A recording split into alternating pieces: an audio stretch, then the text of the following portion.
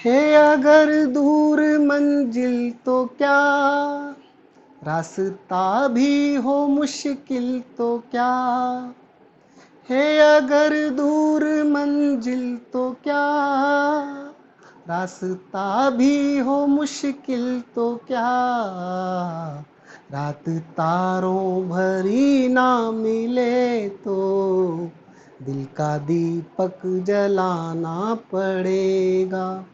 जिंदगी प्यार का गीत है, इसे हर दिल को गाना पड़ेगा। चाहे रास्ते में कितने कांटे हों, फिर भी हमें आगे बढ़ते जाना है और निश्चित रूप से एक दिन हम अपनी मंजिल को, हमारे सपने को ज़रूर प्राप्त करेंगे, हमारे टारगेट को ज़रूर प्राप्त करेंगे। ऐसा इस गीत में एक सुंदर संदेश छिपा हुआ है। हेलो, गुड इवनिंग स्टूडेंट्स, आपका स्वागत है हमारे अपने YouTube channel Kota dot education पे। और अपने चैप्टर नंबर 1 फिर इसका रन कर रहा है, जिसमें आज हम पहुंच चुके हैं टॉपिक 1.13 पर, सतत आवेश वितरण, कंटिन्यूस चार्ज डिस्ट्रीब्यूशन। आप लोग पढ़ाई करते हैं तो आप लोग कमेंट करके बताया कीजिए कि आप लोगों को वीडियो सीरीज़ कैसी लग रही है, और आपको अच्छी लग रही हो तो उसको ज़्यादा से ज़्यादा लोगों तक पहुँचाएँ।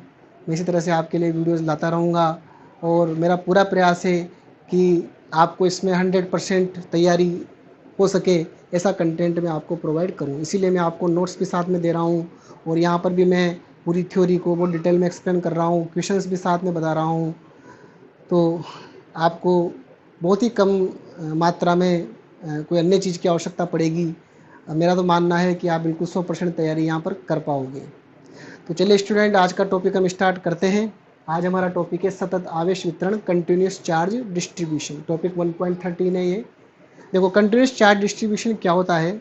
एक्चुअल में अपनी एनसीईआरटी में क्या है, कुछ टॉपिक्स को थोड़ा सा उन्होंने आगे पीछे कर किया हुआ है। मेरा मानना है कि अगर ये दूसरी जगह होता तो ज़्यादा अच्छा होता, पर कोई प्रॉब्लम नहीं है। हम यहाँ पर चूँकि मैंने पहले ही बोल दिया आपसे कि मैं अकॉर्डिंग टू एनसीईआरटी ही आपको सारे टॉपिक लेके चल रहा हूँ। तो यहाँ पर कंटिन्यूस चार्ज डिस्ट्रीब्यूशन क्या होता है ये हमें समझना है। तो देखो, अभी तक अपन ने इस चैप्टर में पॉइंट चार्ज की बात करी है, मतलब बिंदुवत आवेश के कारण हमने कूलाम का नियम समझा है। बिंदुवत आवेश के कारण ही हमने विद्युत क्षेत्र को समझा है।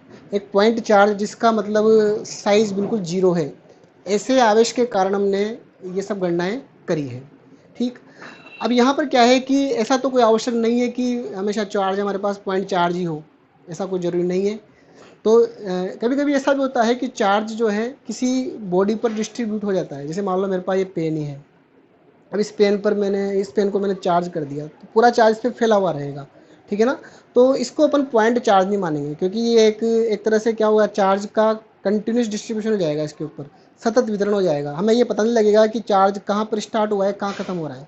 जैसे एक लाइन होती है ना, एक सरल अपन बोर्ड पे एक सरल रेखा बनाए इस तरीके से, तो आपको ये रेखा जो है कभी टूटी हुई नजर नहीं आ रही है, बिल्कुल आपको आप क्या कहोगे, सर लगातार है। और ऐसे मैं पॉइंट्स बनाऊँ इस तरीके से, तो आप कहोगे कि भाई ये पहला पॉइंट है, दूसरा पॉइंट है। यहाँ अपन विभेद कर सकते हैं, पर इस पे अपन विभेद नहीं कर सकते हैं।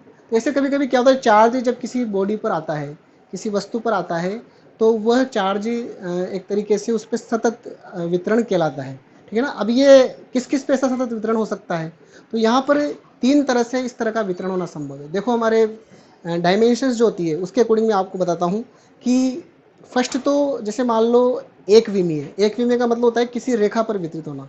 उसमें फिर अपन यूँ मानेंगे कि उसमें केवल एक ही रेखा पे पूरा चार्ज डिस्ट्रीब्यूट है। जैसे मान लो पेन है मेरे पास, तो ये पेन क्या है, इसकी ये मुख्यतः लंबाई में इसका विस्तार है, इसका जो चौड़ाई है और गहराई वो काफ़ी कम है। तो इसको मैं एक रेखीय आकृति मान सकता हूँ। मैं इसकी इसकी चौड़ाई और गहराई को नगण्य कर दूँ तो मैं इसको एक रेखीय आकृति मान सकता हूँ। तो इस पर अगर मैं कोई चार्ज लेके आऊँगा, ठीक है ना, इस पर कोई चार्ज अगर मान लो फैला हुआ है, तो वह रेखीय वितरण कहलाएगा, आवेश का रेखीय वितरण कहलाएगा। इसी प्रकार मान लो मेरे पास कोई ऐसी जैसे मान लो मेरे पास एक यहाँ पर ये बुक है, ठीक है ना, ये बुक है। अब इस बुक को अपन क्या मानेंगे, इसको अपन एक पृष्ठ मानेंगे, ठीक है ना, क्योंकि इसमें देखो 2 डायमेंशन है, मतलब इसमें दो तरह से इसका विस्तार ज़्यादा है, एक तो इसकी लंबाई में, एक इसकी चौड़ाई में, पर इसकी मोटाई या गहराई काफ़ी कम है, तो इसका विस्तार 2D में है, तो इसको मैं एक पृष्ठ मान सकता हूँ। ठीक है ना, पृष्ठ में हमेशा क्या होती है, 2 डायमेंशन होती है, उसकी मोटाई बहुत कम होती है, तो उसको अपन इग्नोर कर सकते हैं। तो यहाँ पर हम कहेंगे कि अगर इसके ऊपर मैं चार्ज डिस्ट्रीब्यूट कर दूँ तो ये कहलाएगा आवेश का पृष्ठीय वितरण।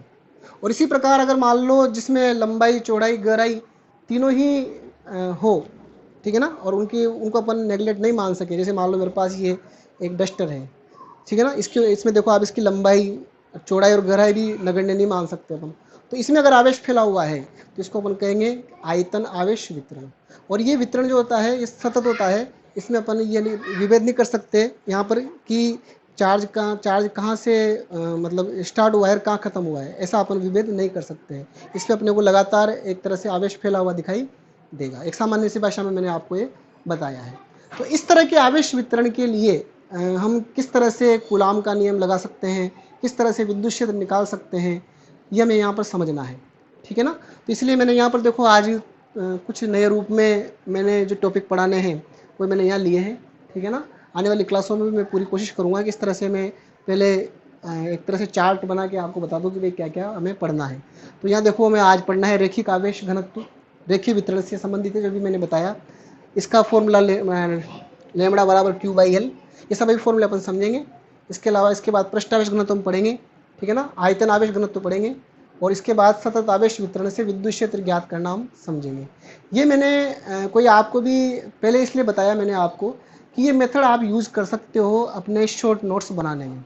ठीक है ना, मतलब जैसे मान लो कुछ आगे आने वाले टॉपिक्स में मैं इस तरह के बनाऊंगा आपके लिए, आप स्वयं भी खुद के लिए प्रिपेयर कर सकते हो शॉर्ट नोट्स, क्योंकि परीक्षा में हमारे पास इतना समय नहीं होता है कि हम पूरी थ्योरी को बहुत डिटेल में पढ़ते हुए जाएं। तो परीक्षा में शॉर्ट नोट्स बहुत अच्छे काम करते हैं। जैसे आपने एक बार पढ़ लिया, 2 बार पढ़ लिया, 3 बार पढ़ लिया, साल भर में आपने कई बार उस चीज़ को रिपीट कर लिया, उसके बाद आप शॉर्ट नोट्स से रिवाइज करोगे तो आपको उस चीज़ का जो फीलिंग है, याद रखने की जो फीलिंग है आपके दिमाग में, या उसका कंसेप्ट ठीक वैसा का वैसा ही आपके दिमाग में बना हुआ रहेगा। तो आप शॉर्ट नोट्स से उसको तैयार कर सकते हो, और ये बहुत हेल्पफुल होता है कॉम्पिटिटिव एग्ज़ाम में, अपने बोर्ड एग्ज़ाम में काफ़ी अच्छा फ़ायदा इस चीज़ से हमें मिलता है, और अपना कॉन्फिडेंस लेवल भी काफ़ी ऊपर हो जाता है जब अपन जल्दी रिवाइज कर लेते हैं चीज़ों को। ठीक है ना, तो यहाँ पर इस तरह की चार्ट्स आप हर टॉपिक वाइज बनाने की कोशिश करो। ये मैंने मेरे हिसाब से बना दिया, अभी आप अपने हिसाब से उसको तैयार कर सकते हैं, इसीलिए मैंने आज इसको बनाया है यहाँ पर, और आने वाले कुछ टॉपिक्स में मैं बनाऊँगा। तो स्टूडेंट स्टार्ट करते हैं आज का अपना टॉपिक सतत आवेश वितरण। सबसे पहले मैं लेता हूं यहाँ पर रैखिक आवेश घनत्व। तो अपना पहला जो पॉइंट है वह है रैखिक आवेश घनत्व, इसको इंग्लिश में बोलते हैं लीनियर चार्ज डेंसिटी। ठीक है, तो इसका अर्थ क्या है, देखो जैसे मेरे पास एक रोड है यहाँ पर जिसकी लंबाई L है, ठीक है ना, और इस पर मान लो Q आवेश वितरित है, सतत रूप से वितरित है, कंटिन्यूस फैला हुआ है इसके ऊपर आवेश। तो हम इसके लिए रैखिक आवेश घनत्व को कैसे डिफाइन करेंगे, तो इसके लिए क्या परिभाषा है, देखो जब किसी वस्तु पर आवेश का वितरण एक रेखा के अनुदिश हो तब एकांक लंबाई में विद्यमान आवेश की मात्रा को रैखिक आवेश घनत्व कहते हैं, इसे लैम्ब्डा से लिखते हैं। ठीक है ना, तो हम क्या करेंगे यहाँ पर इसकी एकांक लंबाई, मतलब प्रति एकांक लंबाई पर अपन आवेश की मात्रा को देखेंगे, और प्रति एकांक लंबाई का मतलब होता है आपको आवेश में लंबाई का भाग देना है। ये एक तरीका है, मैं एकांक शब्द जहाँ भी आ जाता है ना उसके लिए हमें उस राशि का हर में, उसको हर में रखना होता है, हमें अंश बटा हर के फॉर्म में जो भिन्न होती है तो हर में हमेशा उसको रखना होता है। तो एकांक शब्द से काफ़ी परिभाषाएं बनाई जाती है फिजिक्स में। तो यहाँ पर देखो रैखिक आवेश घनत्व को अगर अपन मैथमेटिकली डिफाइन करें तो लेमड़ा बराबर हो जाएगा हमारे पास Q बाई एल, और ये लेमड़ा ही रैखिक आवेश घनत्व यहाँ पर कहलाता है। ठीक है, तो इस तरह से हम लेमड़ा को ज्ञात कर सकते हैं। इसके अलावा इसका मात्रक अगर अपन देखें तो मात्रक क्या होगा, देखो ऊपर आवेश है नीचे लंबाई है, तो ऊपर आवेश का मात्रक कूलाम और नीचे लंबाई का मात्रक मीटर, कूलाम पर मीटर, इसको अपन ऐसा भी लिख सकते हैं। और इसका विमेय सूत्र हम निकालें तो Q का विमेय सूत्र AT हमने शुरू में पढ़ा था, और लंबाई का L होता है। अब इसको अगर अपन ओवरऑल सोल्व करें तो मास इसमें नहीं, इसलिए मास की पावर 0 हो गई, लंबाई को ऊपर लेके जाएंगे तो L माइनस 1 हो जाएगा, ये T1 आगे लिख दिया, A1 पीछे लिख दिया, तो इस तरह से इसका विमेय सूत्र हो जाएगा। इसके अलावा देखो अब एक चीज़ और है होती है, यहाँ पर अपने सिंपली लेमड़ा बराबर Q बाई एल लिखा, ठीक है ना, रैखिक आवेश घनत्व निकालने के लिए। अभी ये टर्म जो है इसको हम ये टर्म हमें क्या बताइए, मतलब ये टर्म हमें क्या बताएगी यहाँ पर, या हम इसका यूज क्यों कर रहे हैं यहाँ पर, ये चीज़ भी अपन थोड़ी सी समझ लें तो अच्छा रहेगा। देखो क्या होता है कि जैसे मान लो एक बहुत ज़्यादा लंबाई है, मान लो जैसे मान लो एक बहुत बड़ी लंबाई पर आवेश वितरित है, या अनंत लंबाई के तार भी अपन आगे चैप्टर में पढ़ने वाले हैं, तो उन पर कोई आवेश वितरित है, तो उस आवेश की मात्रा को हम ज्ञात नहीं कर सकते डायरेक्टली कि वहाँ क्यू आवेश कितना है, ये हम डायरेक्टली ज्ञात नहीं कर सकते। पर हम क्या कर सकते हैं, उसकी पर्टिकुलर लंबाई में हम एक उसकी छोटी लंबाई लेकर और उसमें आवेश की मात्रा को ज्ञात कर सकते हैं, ठीक है ना। तो आप यहाँ पर जब वितरण बहुत विशाल हो जाते हैं, मतलब एक तरह से बहुत ज़्यादा वितरण हो किन्हीं वस्तुओं पर, उस समय फिर ये टर्म ज़्यादा अच्छी हो जाती है आवेश को डिफाइन करने में, क्योंकि अपन उसको ओवरऑल पूरा कैलकुलेट नहीं कर सकते हैं। तो आपको मेरी बात समझ में आ रही होगी यहाँ पर कि हमने लेमड़ा को यहाँ पर क्यों डिफाइन किया है यहाँ पर, ठीक है ना। तो जहाँ पर वितरण बहुत ज़्यादा हो, आवेशों का वितरण बहुत ज़्यादा हो, बहुत बड़ी लंबाई हो, तो उसमें अपन टोटल चीज़ को कैलकुलेट नहीं कर सकते, तो फिर अपन उसको छोटे भाग में कैलकुलेट करके देखते हैं और उसी से फिर अपन पूरी बड़ी चीज़ का अनुमान लगा सकते हैं, ठीक है ना।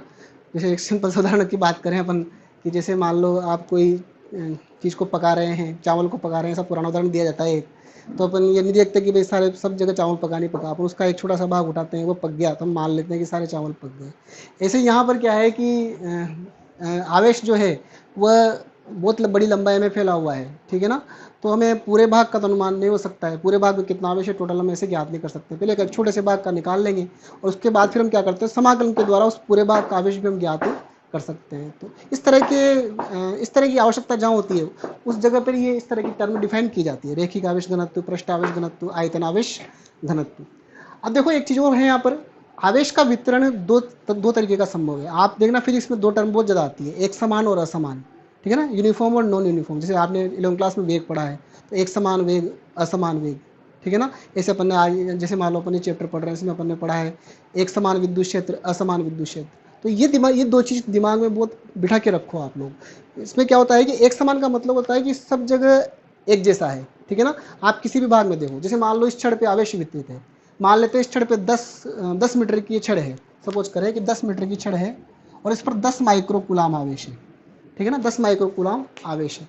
तो हर 1 मीटर पे 1 माइक्रो कूलाम आवेश आपको मिल जाएगा। आप इसके टुकड़े कर दो 1-1 मीटर के मान लो, तो हर 1-1 मीटर पे आपको 1 माइक्रो कूलाम आवेश मिल जाएगा अगर इस पर आवेश का वितरण एक समान है, ठीक है ना।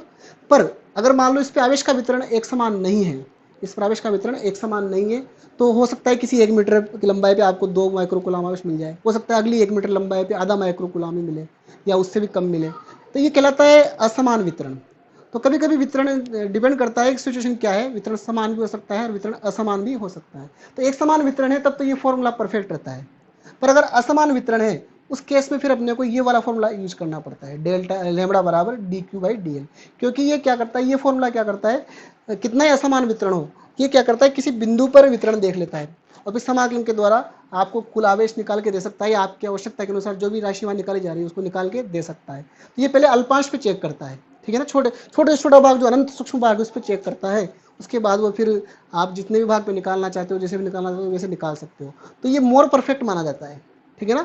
ये चाहे ये फॉर्मूला सब जगह काम आता है, मतलब ये वाला रिलेशन सब जगह काम आएगा, चाहे वितरण समान हो चाहे असमान हो। अगर समान वितरण होगा तो ये फॉर्मूला इसमें कन्वर्ट हो जाता है, पर ये फॉर्मूला असमान वितरण के लिए काम नहीं आ सकता है, ठीक है ना, जहाँ पर असमान वितरण हो। तो इस तरह की जहाँ समाकलन अवकलन की कैलकुलेशन चलती है वहाँ पर फिर हमें ये वाला फॉर्मूला काम लेना पड़ेगा, या असमान वितरण हो तो ये वाला फॉर्मूला काम लेना पड़ेगा। इसलिए यहाँ पर इस तरह से भी मैंने डिफाइन करके आपको बताया है। तो ये हमारा हो गया रैखिक आवेश घनत्व का कंसेप्ट क्यों यूज किया जाता है, ये भी मैंने आपको समझाया है, ठीक है ना। अब मैं इससे रिलेटेड एक छोटा सा क्वेश्चन लेता हूँ यहाँ पर, चलो मैं क्वेश्चन लिखता हूँ। तो एक बहुत सा सिंपल सा क्वेश्चन मैंने टॉपिक के साथ लिया है। देखिए आप, एक यहाँ पर ये एक रिंग है, रिंग आप समझते होंगे, जैसे मान लो छल्ला आपने देखा होगा, उसी को अपन रिंग बोलते हैं, जिसमें केवल तार को मोड़ दिया जाता है, अंदर वो खाली होता है, ठीक है ना, उसको अपन रिंग बोलते हैं। तो एक तरह से वो रिंग लंबाई ही है, ठीक है ना। और उस रिंग पर कोई आवेश वितरित किया गया है क्यू मान का, और इस वलय की त्रिज्या है आर। रिंग को अपन हिंदी में वलय बोलते हैं, इसकी त्रिज्या है आर। तो हमें क्या करना है, इस वलय, देखो ये जो डिस्ट्रीब्यूशन हुआ है चार्ज का, अब ये पॉइंट चार्ज नहीं रहा, अब क्योंकि क्या हुआ, पूरे तार पे आवेश फैला हुआ है, तो ये सतत वितरण है, ठीक है ना, ये बिंदु वितरण नहीं है, ये सतत वितरण है। तो इस सतत वितरण के लिए हमें लेमड़ा को डिफाइन करना पड़ेगा। तो आपसे ये पूछ रहा है कि इस वाली वलय पर जो आवेश फैला हुआ है इसके लिए इसका रैखिक आवेश घनत्व कितना है, ये हमें ज्ञात करके बताइए। तो बहुत सिंपल सा है, हम जानते हैं एक समान रूप से वितरित दिया हुआ है, तो हम डायरेक्टली लेमड़ा बराबर q/l का यूज कर सकते हैं, ठीक है ना। तो आंसर हम लिखते हैं, वी नो दैट लेमड़ा बराबर Q बाई L। अब Q आवेश, Q की जगह तो Q रखना पड़ेगा क्योंकि आवेश Q दिया हुआ है, और लंबाई L जिस पे वितरित है। तो आप देखो इसकी ये परिधि पे फैला हुआ है, और परिधि जो होती है किसी भी वृत्त की वो 2 पाई r होती है। तो मैं कह सकता हूँ यहाँ L का मान हमारे पास 2 पाई r है। तो ये हमारा आंसर हो गया, बस सिंपल सा क्वेश्चन है, लेमड़ा बराबर Q बटा 2 पाई r। ऐसे वो और भी क्वेश्चन को किसी न किसी तरीके से मॉडिफाई कर सकता है। इसमें मान लो आवेश के मान दे देगा, इसमें तो चलो अपन ने सिम्बोलिक आवेश दे रखा है, उसने मान दे दिया 10 माइक्रोकूलम 5 माइक्रोकूलम त्रिज्या दे दी, तो आपसे वो रियल कैलकुलेशन भी करवा सकता है। तो इस तरह के क्वेश्चंस पूछे जा सकते हैं। तो टॉपिक वाइज मैं क्वेश्चन इंक्लूड करके चल रहा हूँ ताकि आपका कंसेप्ट अच्छा बिल्ड हो जाए। अब हमारा ये हो गया कंप्लीट रेखिक आवेश वितरण। अब नेक्स्ट में लेता हूँ रेखिक आवेश वितरण और रेखिक आवेश घनत्व यहाँ पर कंप्लीट हो गया। अब हम लेते हैं पृष्ठ आवेश घनत्व, ठीक है ना। नेक्स्ट पृष्ठ आवेश घनत्व। तो स्टूडेंट्स नेक्स्ट अपना है पृष्ठ आवेश घनत्व। इसको बोलते हैं surface charge density. Surface charge density का मतलब है अब हमारा आवेश जो है पृष्ठ पर वितरित रहेगा। पृष्ठ इसका मतलब होगा जिसमें 2 डायमेंशनल मेनली हो, 3rd डायमेंशन उसकी क्या होगा, इग्नोर की जाती है। देखो प्रकृति में वैसे तो कोई भी वस्तु जो होती है वह 3 डायमेंशन में होती है, उसमें लंबाई भी होती है, चौड़ाई भी होती है और गहराई भी होती है। बोले इससे कोई कम या कोई ज़्यादा हो सकती है। ऐसी कोई वस्तु नहीं है जिसमें केवल आप 2 डायमेंशन ढूंढ सको या 1 डायमेंशन ढूंढ सको। 3 डायमेंशन में ही हर वस्तु होती है, ठीक है ना। पर कंपैरिजन में हम उसको ऐसा मान लेते हैं कि भाई ये पृष्ठ ही है। जैसे मान लो किसी नोटबुक का एक पेज, आप क्या मानोगे, उसकी मोटाई जो है काफ़ी कम है, ठीक है ना, बहुत पतला है वो। इसका मतलब क्या हुआ, उसमें लंबाई और चौड़ाई मुख्यतः है, इसलिए हम मान लेते हैं कि एक पृष्ठ है, ठीक है। तो यहाँ पर ऐसे कोई पृष्ठ है जिसका मतलब पृष्ठ एरिया 1 के बराबर है। मैंने एरिया को ऐसे भी ले सकते हैं, एस से भी ले सकते हैं। एरिया 1 के बराबर है और इस पर हमने क्यू चार्ज डिस्ट्रीब्यूट किया हुआ है, फैला हुआ है, सतत रूप से फैला हुआ है। तो इसके लिए जब हम डिफाइन करेंगे तो इसके लिए डिफाइन करेंगे हम पृष्ठ आवेश घनत्व। पृष्ठ आवेश घनत्व देखो क्या होगा, जब आवेश का वितरण किसी पृष्ठ पर हो तब प्रति एकांक क्षेत्रफल पर आवेश की मात्रा को पृष्ठ आवेश घनत्व कहते हैं। प्रति एकांक क्षेत्रफल पर, इकाई क्षेत्रफल पर जितना आवेश होगा, इसका मतलब एकांक की बात हो गई, तो हमें आवेश में क्या करना है, क्षेत्रफल का भाग देना है, ठीक है ना। तो यहाँ पर देखो इसे सिग्मा से लिखते हैं और सिग्मा बराबर होता है क्यू बाई ए। हमने आवेश में उसके पृष्ठीय क्षेत्रफल का भाग दे दिया है यहाँ पर। इसको अगर आपको प्रति एकांक क्षेत्रफल से डेफिनेशन याद न रहे तो एक और तरीका मैं आपको बता देता हूँ। दूसरा तरीका है आप अनुपात से भी परिभाषा बना सकते हो। आप सिंपली परिभाषा ये भी बना सकते हो कि किसी पृष्ठ पर फैले हुए आवेश और उस पृष्ठ के क्षेत्रफल का अनुपात पृष्ठ आवेश घनत्व कहलाता है। ऐसी सिंपल परिभाषा भी हम यहाँ पर बना सकते हैं, ठीक है ना। इसके अलावा देखो मात्रक की बात करें तो मात्रक बहुत सिंपल है। ऊपर आवेश है तो कूलाम, नीचे एरिया है, एरिया मीटर स्क्वायर में मापा जाता है तो मीटर स्क्वायर आ जाएगा। इसको अपन सिंपल रूप में कूलाम पर मीटर स्क्वायर लिख सकते हैं। इसके अलावा विमेय सूत्र की बात करें तो क्यू का विमेय सूत्र 80 और एरिया का विमेय सूत्र एल स्क्वायर होता है। तो यहाँ पर टोटल हो जाएगा m0 l-2 a1 और t1 और a1। तो ये सिंपल सी डेफिनेशन हो गई पृष्ठ आवेश घनत्व की। बहुत सिंपल से है, मज़ा आ रहा होगा आपको पढ़ने में। अब इसका एक छोटा सा क्वेश्चन मैं यहाँ पर लेता हूँ, चलिए ना, ताकि मैं पृष्ठ आवेश घनत्व का कंसेप्ट क्वेश्चन से भी क्लियर हो जाए। अगर दूर मंजिल तो क्या, देखो क्वेश्चन है हमारे पास, एक वर्गाकार पटल जिसकी भुजा 10 सेंटीमीटर है तथा इस पर 20 माइक्रोकूलम आवेश फैला हुआ है, तब इस वर्गाकार पटल पर पृष्ठ आवेश घनत्व कितना होगा, कितना। वो सिंपल सा क्वेश्चन एक हमें दिया हुआ है यहाँ पर। वर्गाकार पटल है, वर्गाकार वर्ग एक समतलीय आकृति होती है, पृष्ठ होता है एक, तो हम यहाँ पर उसकी भुजा दे रखी है हमें। देखो ये वर्गाकार पटल मान लेते हैं इस तरीके का, और इसकी भुजा की लंबाई हमें 10 सेंटीमीटर दी हुई है। मतलब हमें एरिया नहीं दे रखा, हमें लंबाई दे दी, पर कोई प्रॉब्लम नहीं है, हम एरिया निकाल लेंगे क्योंकि वर्ग की भुजा याद होने पर हम एरिया निकाल सकते हैं भुजा स्क्वायर से, ठीक है ना। तो यहाँ पर मैं सिग्मा को डिफाइन करता हूँ। पृष्ठ आवेश घनत्व हमसे पूछा गया है इसका फॉर्मूला है हमारे पास Q by A, general formula ये है। अब Q का मान जो है हमारे पास देखो 20 माइक्रोकूलाम है, तो यहाँ अपन इसको ऐसा रख देंगे 20 माइक्रोकूलाम, माइक्रो का मतलब 10⁻⁻⁶। और एरिया को अपन यहाँ अलग से चाहे तो निकाल के बता दें, ये डायरेक्टली यहाँ भी रख सकते हैं, ए बराबर ए स्क्वायर हो जाएगा, भुजा का स्क्वायर। तो भुजा हमारे पास है 10 सेंटीमीटर, तो सेंटीमीटर को हमें मीटर में बदलना पड़ेगा।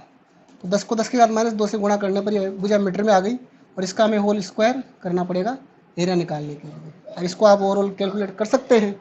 तो देखो 10 को 10 के बाद -2 से अपन हल करेंगे तो 10 के बाद -1 बचेगा, यहाँ पर स्क्वायर करेंगे 10 के बाद -2 जाएगा, -2 ऊपर जाएगा तो +2 जाएगा, तो ऊपर -4 बचेगी पावर, फिर इसके शून्य भी इसको दे देंगे तो -3 पावर बचेगी। तो कुल मिला के हमारे पास बचेगा 2 × 10 की घात -3, ठीक है ना। और सिग्मा निकाल रहे हैं इसलिए कूलाम पर मीटर स्क्वायर।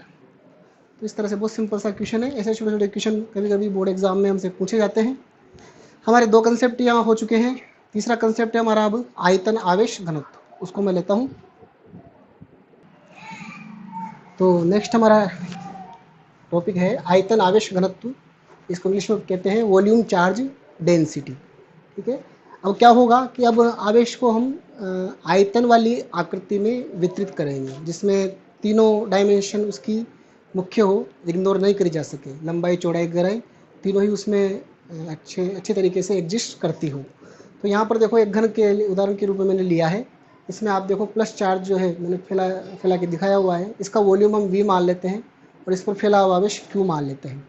तो देखो यहाँ पर परिभाषा कैसे बनाएंगे हम, जब आवेश का वितरण किसी आयतन में हो तब प्रति एकांक आयतन में विद्यमान आवेश, इस लाइन पे आप विशेष कर ध्यान दें, यही परिभाषा बनाने में काम आ रही है, ठीक है ना। प्रति एकांक लंबाई में विद्यमान आवेश, मतलब आवेश विद्यमान है प्रति एकांक आयतन में, सॉरी लंबाई में नहीं, प्रति एकांक आयतन में। इसका मतलब प्रति एकांक जिसके साथ जुड़ता है उसका हमें भाग देना पड़ता है, और किस में भाग देना है हमें, आवेश में।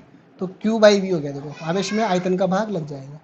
और इस टर्म को हम आयतन आवेश घनत्व कहते हैं, इसे रो से लिखा जाता है, तो रो बराबर हो जाएगा Q/V। इसके अलावा अगर मान लो ये तो एक समान वितरण के लिए है, अगर असमान वितरण हो तो हमें क्या करना पड़ेगा, पहले एक छोटे से अल्पांश पर इस वितरण को देखना पड़ेगा और फिर हम समाकलन के द्वारा ओवरऑल पूरा कैलकुलेट करते हैं। वो सब मेथड्स आगे आएंगे अभी। तो असमान वितरण के लिए आप रो बराबर dQ/dV लिख सकते हो, ठीक है ना।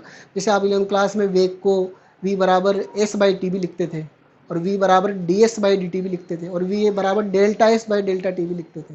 तो वो अलग अलग कंडीशन के लिए है, ठीक।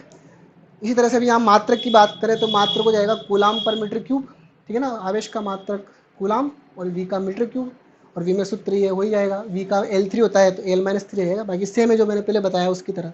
ये मैंने आपके लिए प्रैक्टिस के लिए यहाँ पूरा लिख के नहीं बताया मैंने, आप चाहो तो खुद निकाल के इसको देखना, बहुत सिंपल है, ठीक। अब यहाँ पर इस कंसेप्ट के बाद इसका भी एक छोटा सा क्वेश्चन हम कर लेते हैं। मैं क्वेश्चन लिखता हूँ। क्वेश्चन है हमारा 5 सेंटीमीटर त्रिज्या व 20 सेंटीमीटर ऊंचाई के किसी बेलन को 10 माइक्रोकूलाम आवेश दिया गया है। बेलन की बात कर रहा है। अब आप जानते हो बेलन एक 3D ज्योमेट्री वाली आकृति है, ठीक है ना। बेलन को यहाँ बना के बताऊंगा अभी मैं आपको। इसका आयतन आवेश घनत्व ज्ञात कीजिए। तो देखो बनाते हैं हम बेलन को। बेलन सिलेंडर देखो इस तरीके का होता है कुछ, और इसकी ये त्रिज्या जो देता है वो आधार की त्रिज्या कहलाती है, ये रेडियस, और ये इसकी हाइट हो जाएगी, ठीक है ना। तो आपको इसकी जो हाइट दे रखी है ये h बराबर दी हुई है आपको 20 सेंटीमीटर, और ये त्रिज्या दे रखी है ये है r बराबर है हमारे पास 5 सेंटीमीटर। हमें इसका आयतन आवेश घनत्व निकालना है। इस पर चार्ज डिस्ट्रीब्यूट है, इस पर चार्ज फैला हुआ है, तो हमें इसके लिए आयतन आवेश घनत्व निकालना है। थोड़ा मैंने शो कर दिया आपको, ठीक। तो कैसे निकालेंगे, बहुत सिंपल है। We know that rho equals to होता है Q/V, ठीक है ना, आयतन आवेश घनत्व के लिए। तो Q की वैल्यू तो हमारे पास इसमें रहेगी सही। पहले मैं यहाँ पर ऐसा लिख देता हूँ, देखो V यहाँ पर वॉल्यूम है, बेलन का वॉल्यूम। तो बेलन का जो आयतन है होता है वो फॉर्मूला आप जानते होंगे 10th क्लास से, πr² होता है। छोटे क्लासों में हम पढ़ लेते हैं, ये πr² होता है। तो इसी में मैं वैल्यू सब मान रखूँगा अब। तो Q की वैल्यू हमारे पास है 10 माइक्रो, 10 × 10 की घात -6। पाई की वैल्यू पाई रन देते हैं इसको। आर की वैल्यू जो है त्रिज्या वो 5 सेंटीमीटर है, तो 5 × 10 की घात -2। और इसका वर्ग भी हमें करना पड़ेगा क्योंकि स्क्वायर लगा हुआ है। और हाइट जो है हमारे पास वो 20 सेंटीमीटर है, तो 20 गुणा 10 की घात -2। ठीक, अब देखो यहाँ पर इसको सोल्व करते हैं हम। आप ध्यान देना, यहाँ पर जब इसका स्क्वायर हम ओपन करेंगे तो -4 पावर बनेगी और ये -2 इसके साथ रहेगी, तो -4 और -2 -6, तो -6 से -6 पावर कैंसिल हो जाएगी। ठीक है ना।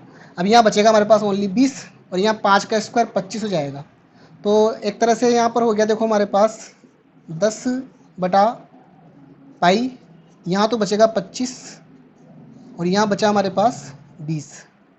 ठीक है, अब 10 से 20 भी 2 बार कट जाएगा और 2 से 25 को गुणा करेंगे तो 50 आ जाएगा।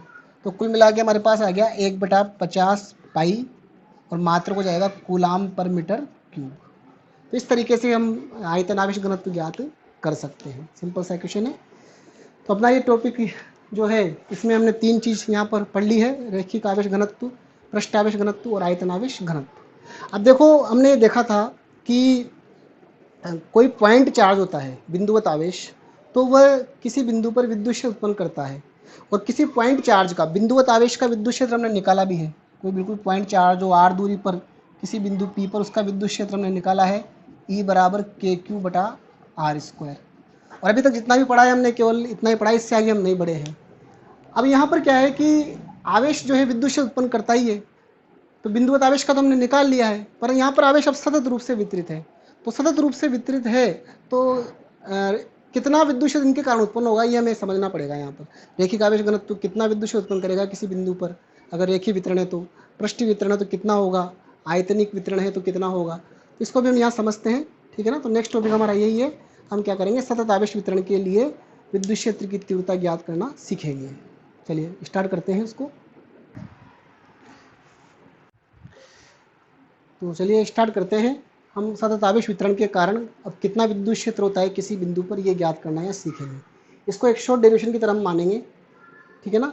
इसमें देखो कथन किस तरह से आता है इसका, रैखिक आवेश घनत्व के कारण किसी बिंदु पर विद्युत क्षेत्र की तीव्रता ज्ञात करना या उसका व्यंजक ज्ञात करना। इस तरह के जो छोटी एप्लीकेशन होती है उनको अपन शॉर्ट डेरिवेशन की तरह मानेंगे। हमारे परीक्षा में 2 तरह के डेरिवेशन आते हैं, एक लॉन्ग डेरिवेशन, एक शॉर्ट डेरिवेशन। ठीक है ना। तो यहाँ पर देखिए कि पहले मैं चित्र से आपको पूरी बात समझा देता हूँ। एक छड़ हमारे पास है जिस पर आवेश वितरित है, आवेश फैला हुआ है, और इस पूरी छड़ के कारण इस बिंदु P पर कितना विद्युत क्षेत्र उत्पन्न होगा ये हमें ज्ञात करना है। छड़ अपने आसपास एक विद्युत क्षेत्र उत्पन्न करेगी, एक प्रभाव उत्पन्न करेगी, इस बिंदु P पर कितना प्रभाव आएगा ये हमें ज्ञात करना है। अब हम पूरी छड़ के कारण एक साथ ज्ञात नहीं कर सकते, जैसे E = KQ/r² लगा के हम ज्ञात नहीं कर सकते, क्योंकि वो जो फॉर्मूला है वो बिंदुवत आवेश के लिए होता है, उसमें दूरी फिक्स होती है। पर यहाँ बिंदु P की छड़ के अलग अलग भागों से दूरी अलग अलग आएगी। इस भाग से दूरी ज़्यादा है, फिर इस भाग से दूरी थोड़ी कम हो जाएगी, इससे और कम हो जाएगी, इधर जाने पर और दूरी बढ़ने लग जाएगी। तो हम जानते हैं विद्युत क्षेत्र पर दूरी का भी प्रभाव पड़ता है, तो हम पूरी लंबाई का एक साथ ज्ञात नहीं कर सकते। तो इसलिए हमें क्या करना पड़ेगा, इस छड़ को अल्पांश लंबाइयों में बांटना पड़ेगा। अल्पांश लंबाई का मतलब इतनी छोटी लंबाई कि उसकी सूक्ष्मता अनंत की ओर जा रही हो, इसी को हम अल्पांश लंबाई DL कहते हैं। और हर लंबाई में हम जानते हैं कि जैसे अपन टुकड़े करेंगे तो हर लंबाई में एक अल्पांश आवेश भी रहेगा।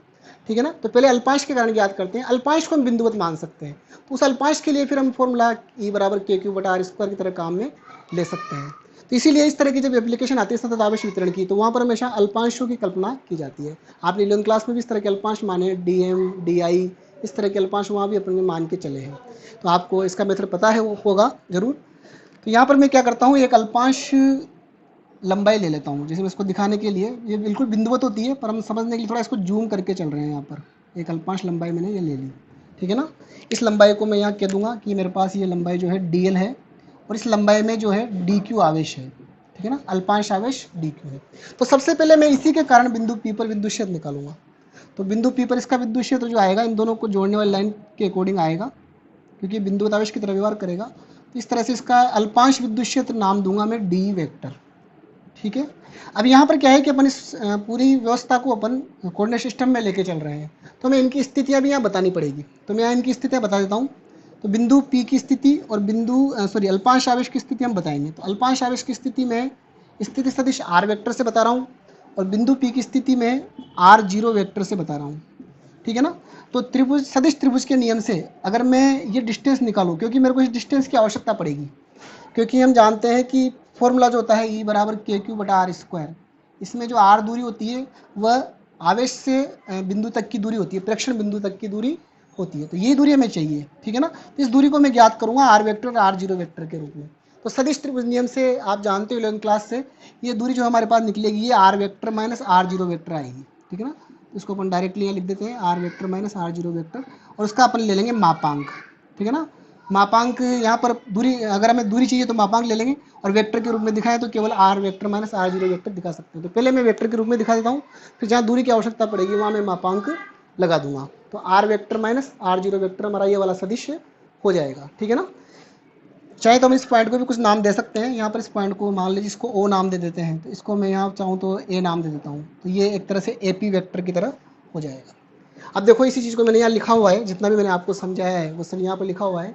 माना चित्रानुसार एक एल लंबाई की छड़ पर क्यू आवेश वितरित है, हमें इस छड़ के कारण बिंदु पी पर विद्युत क्षेत्र की तीव्रता ज्ञात करनी है। यहाँ छड़ पर रैखिक आवेश घनत्व लेमड़ा बराबर डी क्यू बटा डी एल। अब हम छड़ पे लेमड़ा को डिफाइन कर रहे हैं, तो लेमड़ा क्या कहलाएगा, डी क्यू बटा डी एल। डी क्यू बटा डी एल ही क्यों लिया मैंने, क्यू बाई एल क्यों नहीं लिया, क्योंकि यहाँ हमें पता नहीं है कि वितरण एक समान है कि असमान है, ठीक है ना। तो असमान वितरण मानते हुए हम यहाँ पर डी क्यू बटा डी एल ले लेंगे। अगर एक समान भी होगा तो ये फॉर्मूला अपने आप लेमड़ा बराबर क्यू बाई एल में चेंज हो जाता है, ठीक है।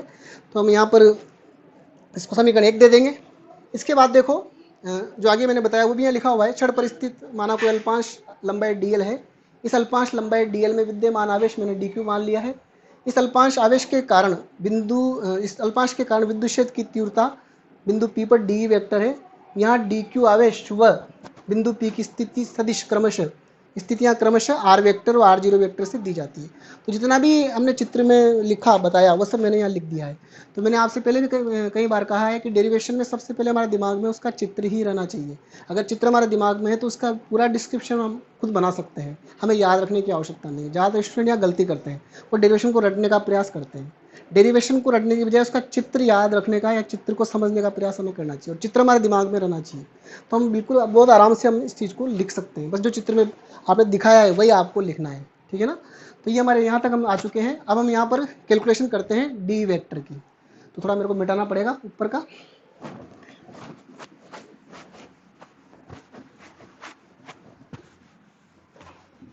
देखो मैं डी वेक्टर की यहाँ पर कैलकुलेशन करता हूँ।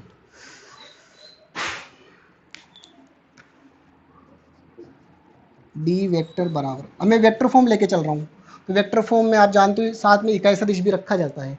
तो डी वेक्टर का मतलब इस अल्पांश लंबाई के कारण इस बिंदु पर उत्पन्न विद्युत क्षेत्र की तीव्रता। तो हमारे पास जनरल फॉर्मूला है E बराबर के क्यू बटा आर स्क्वायर।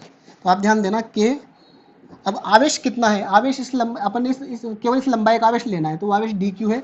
तो यहाँ पर हमारे पास डी क्यू आ जाएगा बटा यहाँ से यहाँ तक की दूरी। तो ये दूरी जो होगी वह इस सदिश का मापांक होगी। या आप जानते हो सदिश का मापांक दूरी को व्यक्त करता है, तो इसका स्क्वायर हम कर देंगे और यहाँ लगाएंगे हम यूनिट वेक्टर दिशा, इकाई सदिश लेंगे। इस वाले सदिश का इकाई सदिश लेंगे। तो इकाई सदिश आप 11वीं क्लास से जानते हो, इकाई सदिश बराबर होता है सदिश बटा सदिश का परिमाण। इस नियम को मैं यहाँ यूज करूँगा क्योंकि मेरे पास मैंने डायरेक्टली वहाँ पर कोई यूनिट वेक्टर नहीं माना है, तो मैं इसी रूप में लिखने का प्रयास करूँगा इसको।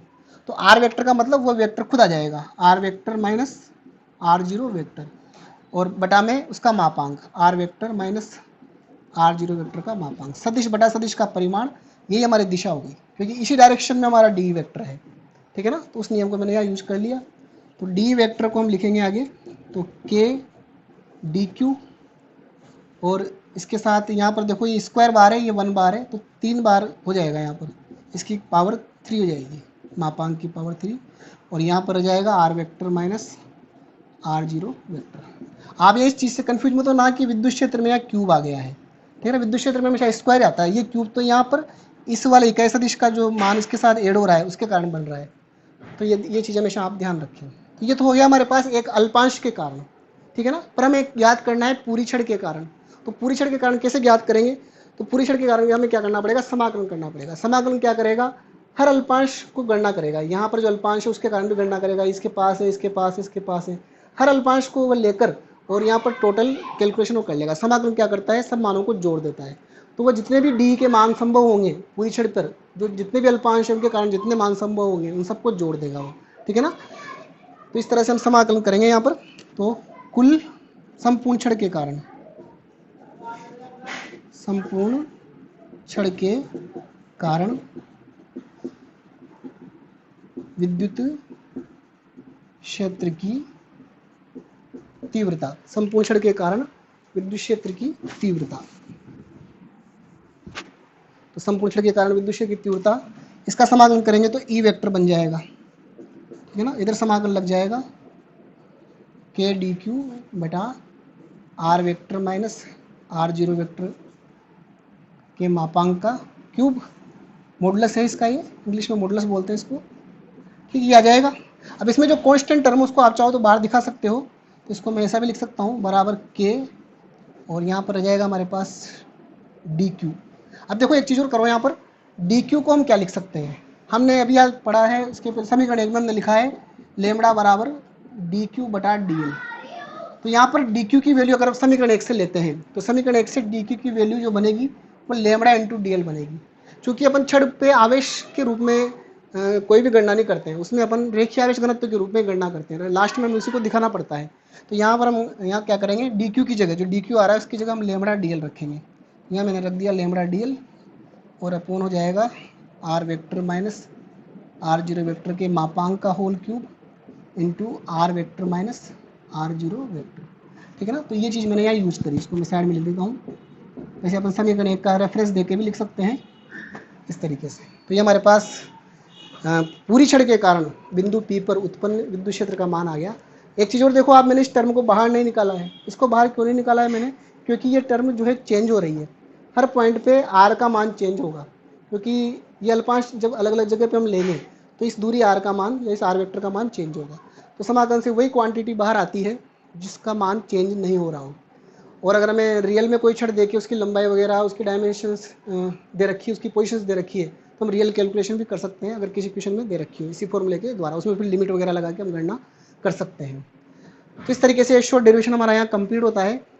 इसी तरीके से आप पृष्ठावेश घनत्व का भी कैलकुलेशन कर सकते हो और आयतनावेश घनत्व का भी कैलकुलेशन कर सकते हो। तो वो कैलकुलेशन आप इसी तरीके से करके देखना, ठीक है ना। उसके मैं यहाँ पर फॉर्मूले आपको लिख के बताता हूँ। नेक्स्ट जो है वो हमारे पास पृष्ठावेश घनत्व के कारण विद्युत क्षेत्र की तीव्रता, और एक रहेगी हमारे पास आयतन आवेश घनत्व के कारण विद्युत क्षेत्र की तीव्रता।